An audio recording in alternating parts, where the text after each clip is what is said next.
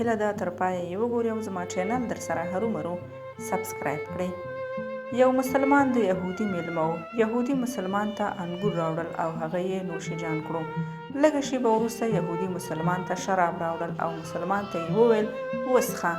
نو مسلمان ورته وویل دا زموږ په دین کې حرام دی، زه دا نشم څښلی. یهودي ورته وویل دا څښاک له هغه انګورو څخه جوړیږي. نو مسلمان ډېر هوښیار او دانا و، نو ورته یې وویل ښځه او لور لري؟ یهودي وویل هو. مسلمان ورته وویل رایې وله. یهودي لاړو، خپله میرمن او لور یې راوستل. مسلمان ورته وویل چې دا دې ښځه ده او دا دې لور ده، دا لور دې له دې ښځې پیدا ده. یهودي وویل هو.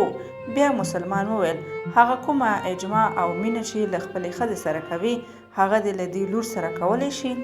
یهودي حیران شو او زر یې وویل نه، دا خو زما لور ده. نو مسلمان وویل هر کله چې ښځه روا او لور ناروا ده همداسې انګور هم روا او شراب ناروا دي. مسلمان یهودي ته د خپل دین باره کې نورې ګټورې خبرې هم وکړې او خپل صفات یې ورته بیان کړل.